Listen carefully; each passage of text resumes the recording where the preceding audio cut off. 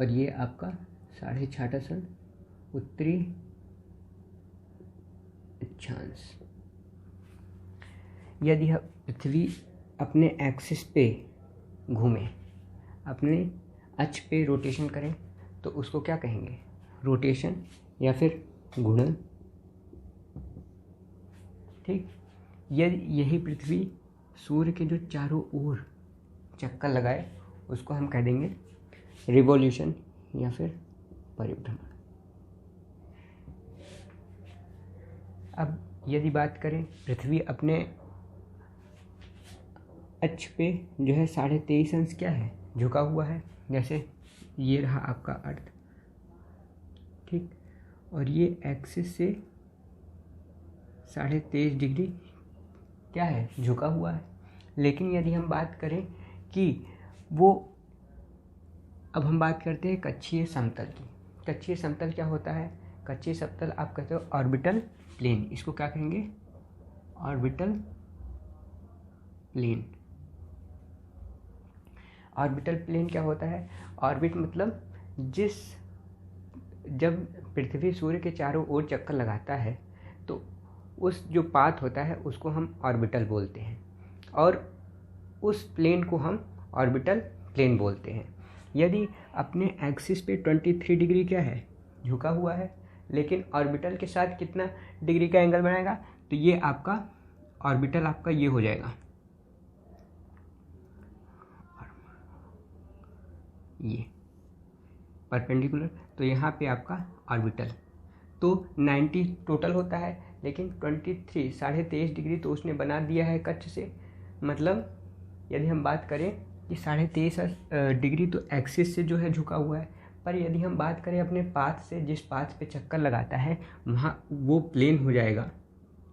और इस प्लेन से यदि हम 90 में से माइनस कर देंगे तो कितना आ जाएगा? 66 डिग्री। तो हम कह सकते हैं कि दो बात हमको जानना होगा। एक तो पृथ्वी अपने अक्ष पर 23.5 डिग्री झुका हुआ है ये, लेकिन जो ऑर्बिटल प्लेन है, ऑर्बिटल प्लेन से कितने डिग्री पे झुका हुआ है? 66 डिग्री। और इन दोनों को जब ऐड कर देंगे तो आपका 90 डिग्री हो जाएगा ये। तो इस तरीके से हम देख लिए। अब हम बात करते हैं, हम जानते हैं कि पृथ्वी अपने अक्ष पे घूमता है कितने घंटे? जो पृथ्वी अपने अक्ष पे घूमता है 24 घंटे में घूमता है। 24 घंटे एक दिन के बराबर होता है। तो यानी पृथ्वी अपने अक्ष पे यदि पूरा रोटेशन करने में एक दिन का समय लेता है, 24 घंटे का। अब बात यदि हम परिभ्रमण या रोटेशन की करें, तो रोटेशन में रिवॉल्यूशन की करें तो रिवॉल्यूशन में 365 दिन लगते हैं। कितने? 365 दिन 6 घंटे लगते हैं। मतलब 365 दिन नहीं, एग्जैक्ट यदि हम बात करें तो 365 दिन 6 घंटे लगते हैं। पर सुविधा के लिए हमने 365 मान लिए हैं। लेकिन इस 6 घंटे का क्या होगा? यदि हम 6 घंटे को 4 से मल्टीप्लाई करें तो कितना हो जाएगा? 24 घंटे। यानी यदि हम 365, यदि 4 साल हो जाएगा, 4 साल में 6 घंटे क्या हो जाएंगे? 6 घंटे होके एक दिन हो जाएंगे। तो वो आपका एक दिन किस मंथ में बनता है? फरवरी मंथ में। इस कारण इसको क्या कहते हैं? इसको लीप ईयर कहते हैं। लीप ईयर क्या होता है? लीप ईयर वो होता है जिस वर्ष में आपका दिनों की संख्या कितनी हो? 366, वो आपका लीप ईयर हो जाएगा। तो ये आपका लीप ईयर में सुविधा के लिए हर 4 वर्ष में फरवरी में ऐड कर देते हैं, तो वो आपका उस साल में 366 दिन हो जाता है, जो कि लीप ईयर का कॉन्सेप्ट है। इसलिए अब यदि हम बात करें, एक फैक्ट होता है, क्वेश्चन पूछा जाता है कि पृथ्वी कितनी स्पीड से जो है रोटेशन करती है। तो पृथ्वी रोटेशन करती है आपका 1600 70 किलोमीटर पर आवर के स्पीड से जो है अपने अक्ष पे घूमती है, जो कि 23 घंटा 56 मिनट 23 घंटा 56 मिनट 4 सेकंड में प्रॉपर ये अपने अक्ष पे घूम जाती है। ये आपका एग्जैक्ट वैल्यू हो गया। चलिए, एक पॉइंट आता है प्रदीप्त वृत्त। प्रदीप्त वृत्त, सर्कल ऑफ इल्यूमिनेशन। ये क्या होता है? अब हम जानते हैं कि अपनी पृथ्वी क्या है। अपनी पृथ्वी अक्ष पे जो है झुकी हुई है। मान लीजिए आपका ये है सन और ये आपका अर्थ है, ठीक। अब अपनी अर्थ तो क्या है, झुकी हुई है 23 डिग्री पे, लेकिन इसका जो प्रकाश है वो कैसे जाएगा? इसका जो लाइट है ये आपका लाइट, तो ये सीधा पड़ेगा, ये इस एक्सिस से तो पड़ेगा नहीं, क्योंकि एक्सिस क्या है 23 डिग्री पे इंक्लाइन है, जिसकी वजह से जिस पार्ट पे ये आपका पड़ता है उस सर्कल को क्या कहते हैं? उसको बोलते हैं सर्कल ऑफ इल्यूमिनेशन या फिर प्रदीप्त वृत्त। जिस वृत्त पे सूर्य की प्रकाश पड़ती हैं और वो प्रकाश वृत्त पे पड़ती है, वो वृत्त क्या करता है? वो वृत्त दिन और रात को क्या करता है? पृथक करता है। इसीलिए यहाँ पे किस शब्द का यूज़ किया गया है? इल्यूमिनेशन, सर्कल ऑफ इल्यूमिनेशन की गतियाँ मैंने बता दिया। एक तो रोटेशन और दूसरा रिवोल्यूशन, परिक्रमण और घूर्णन। घूर्णन और परिक्रमण। घूर्णन के कारण क्या होता है? घूर्णन जब होता है हमारी पृथ्वी, तो उसके कारण से दिन और रात होता है। और जो परिक्रमण होता है यानी जो रिवोल्यूशन होता है, उसके आधार पे क्या होता है? उसी के कारण जो है ऋतुएं परिवर्तन होता है। चलिए अब देखते हैं कि ऋतुएं कैसे परिवर्तन होता है। तो उसमें 4 स्थिति इसमें बना सकते हैं हम। एक 21 जून की स्थिति, फिर 22 दिसंबर की स्थिति, फिर 21 मार्च की स्थिति और 23 सितंबर की स्थिति। चलिए देखते हैं कैसे। ये मान लीजिए आपका क्या है? सन है।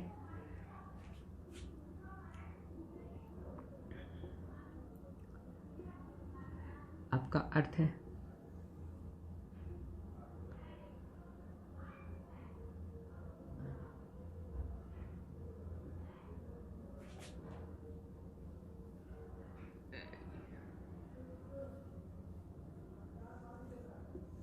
ये आपका अर्थ है, ठीक।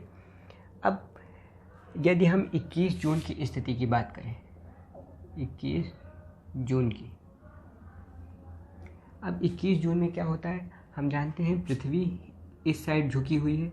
ये आपका क्या है? ये आपका 66.5 अंश है और ये आपका कर्क रेखा है, ट्रॉपिक ऑफ कैंसर। और ये आपका क्या है? भूमध्य रेखा। और ये आपका क्या है? मकर रेखा। और ये आपका 6.5 साउथ पोल है, ये नॉर्थ पोल है। अब यहाँ पे हम देख रहे हैं ये आपका सन है। तो सन की रेखाएं क्या है?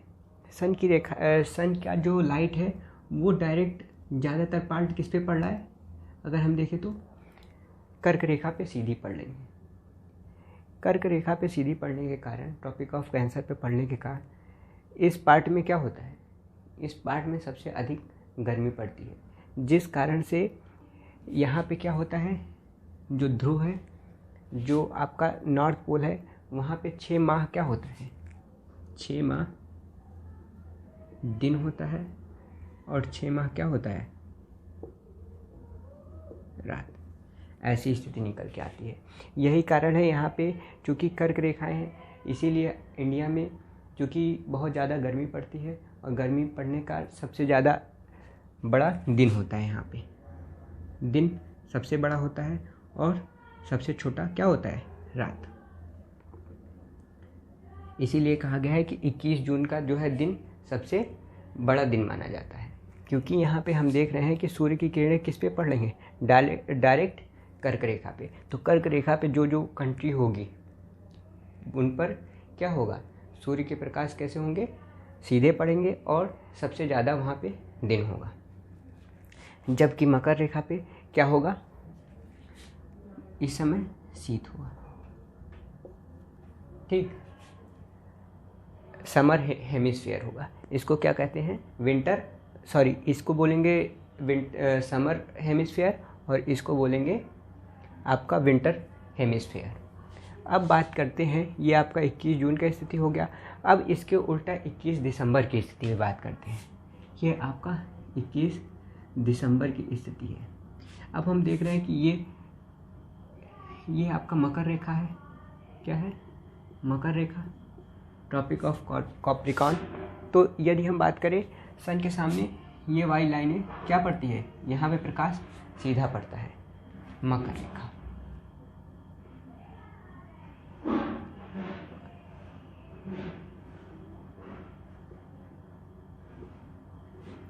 इसके कारण यहाँ पे सबसे ठंडी पड़ती 21 दिसंबर। तो यहाँ पे जो है मकर रेखा पे जो है पूरी लाइनें पड़ रही हैं, जो है सीधी पड़ रही हैं, जिस कारण से ये आपका इस स्फीयर पे क्या पड़ेगा, इस स्फीयर पे आपका ग्रीष्म होगा, समर हेमिस्फीयर।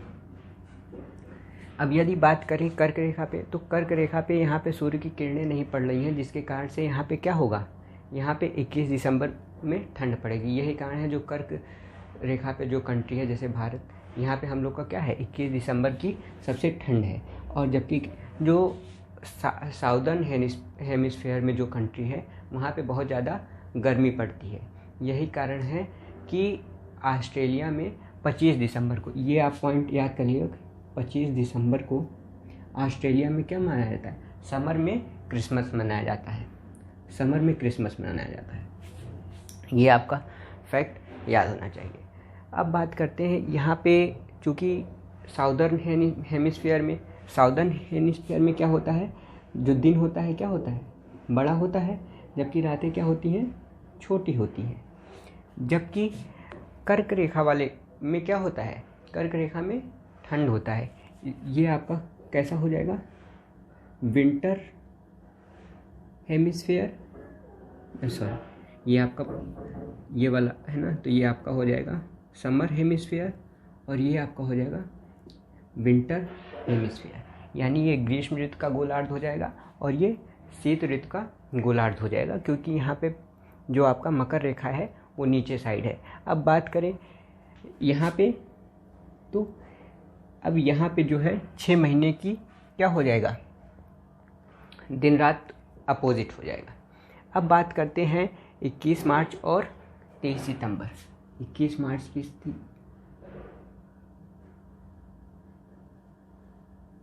और ये आपका, अब देखिए यहाँ पे क्या होता है, यहाँ पे क्या होता है, जैसे ये आपका हो गया विषुवत रेखा या भूमध्य रेखा,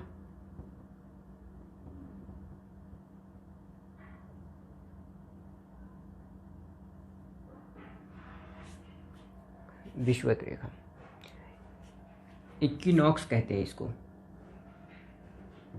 इक्विनॉक्स या विषुव। अब देखते हैं विषुव क्या चीज़ है, क्योंकि ये आपका ऐसी स्थिति हो जाती है जहाँ पे डायरेक्ट ये सूर्य की किरण कहाँ पे पड़ती है, ये आपका विषुवत रेखा पे पड़ती है, इक्वेटर पे पड़ती है। इसी के कारण इसको हम इक्विनॉक्स कहते हैं। अब यहाँ पे क्या होता है, डे एंड नाइट क्या हो जाता है, बराबर हो जाता है, यहाँ पे डे नाइट बराबर हो जाता है। और यदि हम बात करते हैं नॉर्थ एंड साउथ की, यदि हम नॉर्थ और साउथ की बात करते हैं तो 23 सितंबर में यहाँ पे कौन सा ऋतु होता है, शरद ऋतु होता है। जबकि दक्षिणी गोलार्ध में क्या होता है, वसंत ऋतु। ये कैसे मौसम है, ये शीतोष्ण मौसम है। शीतोष्ण मतलब ना तो अधिक गर्मी पड़ती है ना तो अधिक ठंडी पड़ती है। अब यही बात करें 21 मार्च की, तो 21 मार्च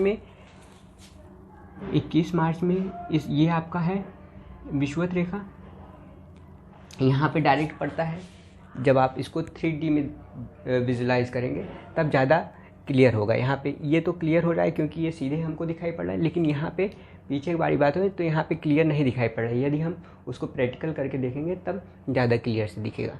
तो यदि हम बात करें या इस गोले पे क्या हो जाएगा, जो बसंत हो जाएगा और इसका उल्टा, और यहाँ पे आपका शरद ऋतु हो जाएगी। यहाँ पे भी डे और नाइट क्या हो जाएगा, बराबर हो जाएगा। जितनी बड़ा दिन उतना बड़ा रात्रि। अब यदि हम बात करें तो ये आपका क्या होता है, ये किसके कारण से होता है, ये आपका जो पृथ्वी का जो स्थिति है उसके कारण होता है और परिभ्रमण के कारण होता है, अर्थात रिवॉल्यूशन के कारण होता है। क्योंकि हमारा जो पृथ्वी है 23.5 डिग्री पे झुकी हुई है और वो क्या कर रहा है, वो रिवॉल्यूशन कर रहा है। अब यहाँ से कुछ MCQ भी बन के आते हैं। जैसे कुछ यदि क्वेश्चन में पूछे कि, चलिए इसको मिटाते हैं कि यदि हम बात करें पहले क्वेश्चन की बात करें तो इसमें यदि पूछा पृथ्वी अपने अक्ष पे क्या करती है, घूर्णन। पृथ्वी अपने अक्ष पर घूर्णन करती है। मान लीजिए पहला स्टेटमेंट आपको ये दे दिया और दूसरा स्टेटमेंट आपको दे रहा है कि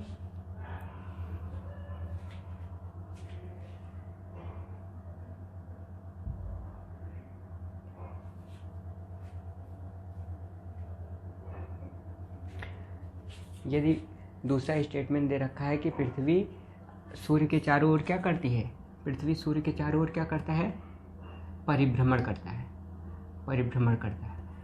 तो इस तरीके से क्वेश्चन बना के दे सकता है। जैसे ABCD दे सकता है, ABCD, इसमें एक दे सकता है, केवल एक,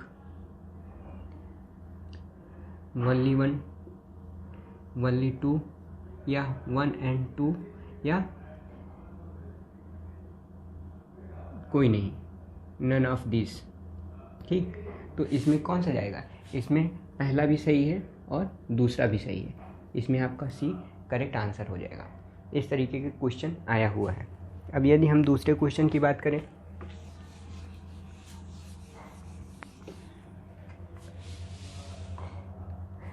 यदि बात करें कि पृथ्वी अपने अक्ष पे कितने डिग्री में झुकी हुई है, तो क्या हो जाएगा, 23.5 डिग्री।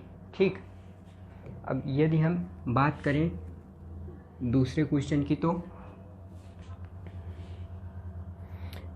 ऋतुओं में परिवर्तन का कारण है, ऋतुओं में परिवर्तन का कारण है, ऋतुओं में परिवर्तन का कारण है, क्या है, चंद्रमा का पृथ्वी के चारों ओर चक्कर लगाना, सूर्य का पृथ्वी के निकट होना, या पृथ्वी का अपने अक्ष पे घूमना, या सूर्य